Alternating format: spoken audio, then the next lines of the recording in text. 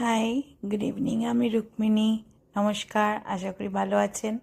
রাখি পূর্ণিমার সবাইকে শুভেচ্ছা, আমার সাবস্ক্রাইবার ফ্যামিলি এবং যারা দেখছেন, যারা সাবস্ক্রাইবার নন তাদেরকেও।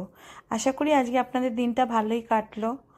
আমি আবার হঠাৎ বেরিয়ে পড়লাম, রাখি পূর্ণিমার ছুটি হাতে নিয়ে বেরিয়ে পড়লাম। বলুন তো কোথায় এলাম, দেখি পারেন কি না। যাই হোক, আমি বেরিয়ে পড়েছি পুরীর উদ্দেশ্যে।